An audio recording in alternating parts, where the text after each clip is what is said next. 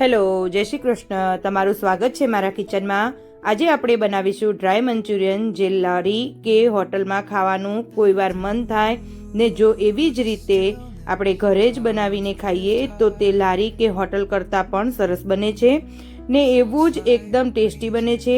આપણે જે બહાર મંચુરિયન ખાઈએ છીએ એમાં ખાલી કોબી જ હોય છે ને આપણે બધા જ વેજીટેબલ એડ કરીને બનાવવાનું શરૂ કરીએ. તો અત્યારે મેં એક મોટી કોબીજને છીણીને લીધી છે.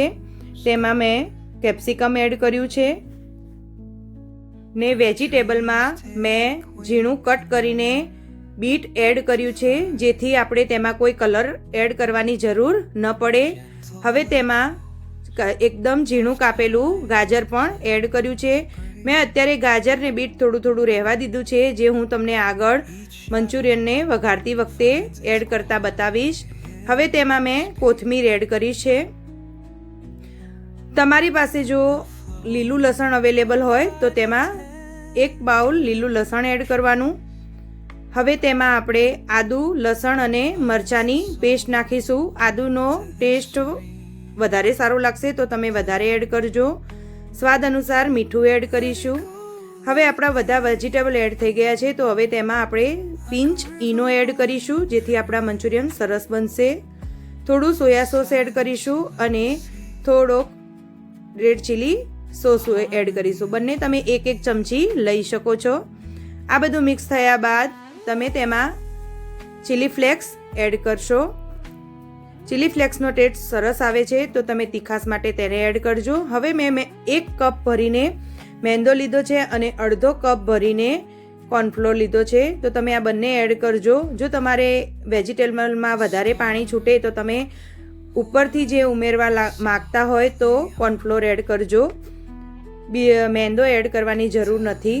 તો હવે બધું જ આવી રીતે હાથથી મસળતા જવાનું છે અને તેને મિક્સ કરતું જવાનું છે અને એક લોટ જેવું બાંધી લેવાનું છે. આટલો ઢીલો હોવો જોઈએ, બહુ કઠણ નહીં રાખવાનો. અને તમે હવે તળવાની સ્ટાર્ટ કરીશું. તો મેં સાઈડમાં તેલ ગરમ મૂકી દીધેલું હતું, તો તેલ પહેલાં હાઈ ફ્લેમ પર ગરમ કરવાનું છે ને પછી ધીમા તાપે તેમાં બધા જ મંચુરિયનને એડ કરવાના છે. તો એવી જ રીતે જેટલા સમય એટલા તમે મંચુરિયનને તળવા માટે એડ કરો. હવે તેને એમ જ થોડી વાર રહેવા દેવાના છે અને પછી તેને હલાવીશું. તો આપણા મંચુરિયન પણ થોડા તૈયાર થઈ ગયા છે. આ મંચુરિયનને કડક જો તમારે એકલા ખાવા હોય તો થોડા કડક કરવા. તો હવે મંચુરિયનને આપણે નીકાળી લઈશું.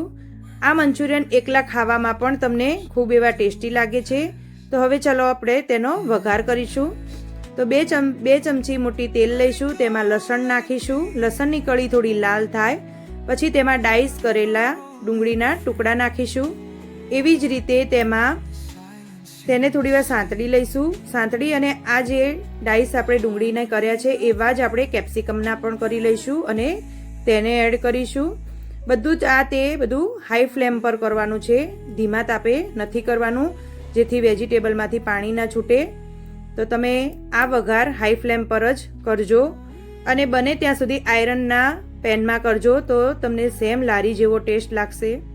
હવે આપણે જે સાઈડમાં વેજીટેબલ કટ કરીને પડી રાખ્યું હતું તેને આપણે તેમાં એડ કરીશું, જેથી બીટનો કલર એટલો સરસ આવશે કે આપણે ઉપરથી કોઈ કલર એડ નહીં કરવો પડે. લારી કે હોટલમાં બધા કલર એડ કરીને મંચુરિયન બનાવે છે, આપણે કોઈ કલર એડ કરવાનો નથી. આમાં આજીનો મોટો પણ તમારે નાખવાની જરૂર નથી, તો પણ આપણા મંચુરિયન ખૂબ જ એવા સોફ્ટ બનશે. હવે તેમાં આપણે 1 ચમચી ચીલી સોસ નાખીશું. તેની જગ્યાએ તમે સોસ પણ નાખી શકો છો, ટોમેટો સોસ પણ લઈ શકો છો. અને ઉપરથી થોડો સોયા સોસ અને રેડ ચીલી સોસ એડ કરીને તેને બધું આપણે સાંતળી લઈશું. થોડી જ વાર સાંતળવાનું છે. આ વેજીટેબલ તો તમને કાચું પણ ખૂબ એવું સરસ લાગશે. હવે મંચુરિયન આપણા સોફ્ટ થાય તેના માટે આપણે તેમાં ગરમ પાણી એડ કરવાનું છે અને સાથે તમારે કોર્નફ્લોર અને સાદા પાણીની એક સ્લરી પણ સાઈડમાં બનાવીને તૈયાર રાખવાની છે. પહેલાં તમારે થોડું ગરમ પાણી એડ કરી અને જરાક પાણીને ઉકળવા દેવાનું છે.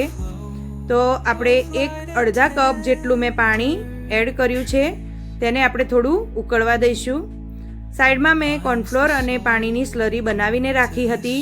હવે તેને પણ આપણે એડ કરીશું, તો તેનાથી આપણી ગ્રેવી થીક થઈ જશે. તો અત્યારે મેં 2 થી 3 ચમચી એડ કરી છે. થોડી વાર તમે હલાવશો એટલે ગ્રેવી થીક થઈ જશે. તમે બીટના લીધે જે કલર આવ્યો છે એ તમે જોઈ શકો છો. આપણે કોઈ કલર યુઝ કરવાની જરૂર નથી. તો તમે બાળકોને આવું હેલ્ધી મંચુરિયન બનાવો અને ખવડાવો તો બાળકો ખૂબ જ ખુશ થઈ જશે અને આવા મંચુરિયન તમને વારે ઘડે ઘરે બનાવવાનું કહેશે. તો હવે મંચુરિયનને થોડીવાર આપણે પેનમાં એમ જ હલાવવાના છે, જેથી જે ગ્રેવી છે તે મંચુરિયન એબ્ઝોર્બ કરી લે. હવે આપણા મંચુરિયન ખૂબ એવા તૈયાર થઈ ગયા છે. જો તમારે ઉપરથી લીલી ડુંગળીને સમારીને નાખવી હોય તો પણ તમે નાખી શકો છો. તો ચલો હવે આપણે સર્વ કરીએ અને લારીથી પણ ટેસ્ટી એવું મંચુરિયન ઘરે બનાવીએ. તો ફ્રેન્ડ્સ, નવી રેસીપી શીખવા માટે મારી ચેનલને સબસ્ક્રાઈબ કરો.